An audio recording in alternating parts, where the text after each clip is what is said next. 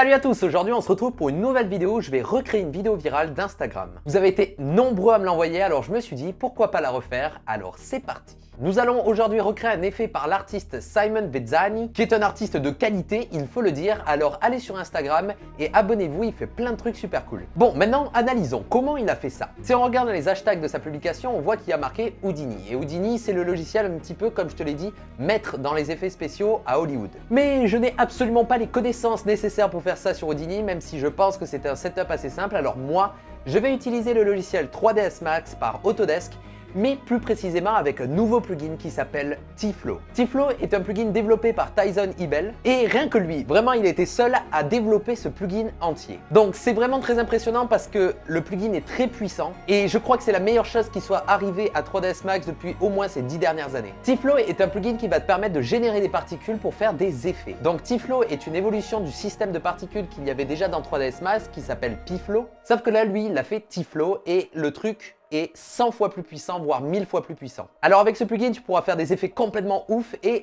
Tyson Ebel a posté des trucs sur son Instagram. Allez le voir d'ailleurs, c'est T-Flow et je vais vous mettre maintenant quelques petits exemples qu'il a réalisés avec ce plugin.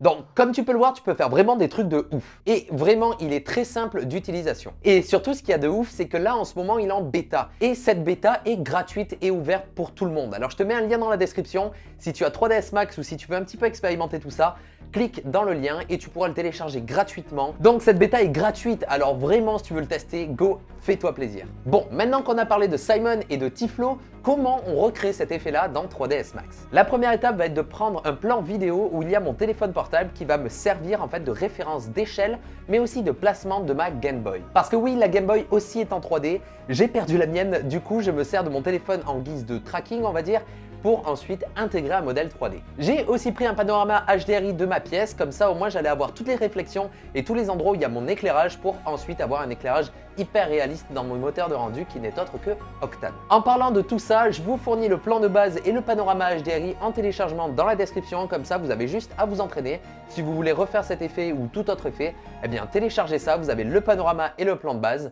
Maintenant, c'est à toi de gérer. Maintenant, passons à la 3D. Pour la Game Boy, j'ai trouvé un modèle 3D gratuit sur le site Sketchfab. C'est un modèle de très bonne qualité avec des réflexions super stylées. Donc, je te mets le lien dans la description encore une fois. Le modèle 3D est gratuit, alors encore une fois, fais-toi plaisir. Ensuite, dans le logiciel 3ds Max, j'ai pris ma Game Boy et je l'ai placé exactement à l'endroit où il y avait mon téléphone pour un petit peu le cacher et le camoufler. Et maintenant, comment j'ai recréé cette espèce de forme qui sort du téléphone et qui grossit?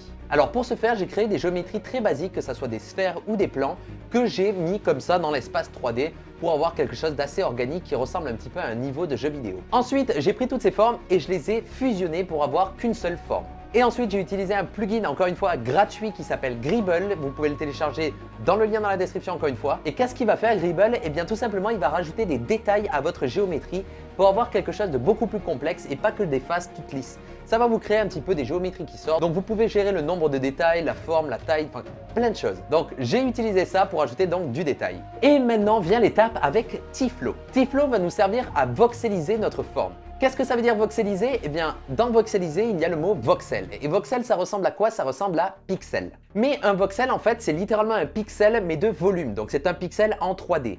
Donc, voxeliser une géométrie 3D, eh bien, c'est prendre son volume et le changer en pixels. En gros, on pixelise notre modèle 3D. Donc, on va dire à T-Flow de voxeliser notre modèle 3D grâce au Birth Voxel qui va, du coup, générer des voxels. Ensuite, on va devoir faire pousser notre modèle 3D. Parce que là, on vient de voxeliser notre modèle 3D, mais il va falloir le faire grossir, comme si le niveau était en train d'évoluer. Donc, pour ce faire, j'ai créé une sphère avec un modificateur de noise pour avoir une forme assez aléatoire. Et dans Tiflo, j'ai dit de faire apparaître les cubes en fonction donc de cette sphère qui grossit. Comme ça, on peut voir notre modèle s'agrandir et former donc notre shape finale. C'est aussi simple que ça, vraiment Tiflo, c'est de la magie pure.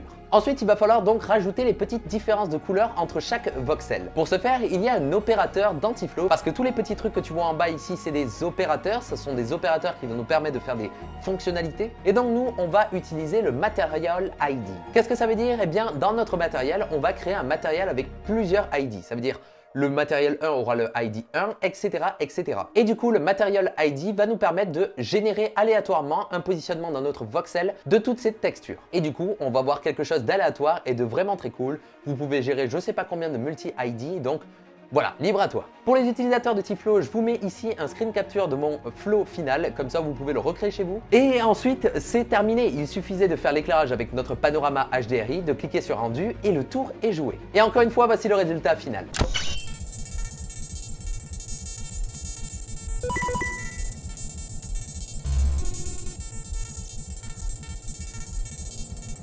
Et avec cette technique, on peut approfondir et faire des choses encore plus cool, comme rajouter de la physique à nos cubes. Donc voici deux exemples que j'ai réalisés.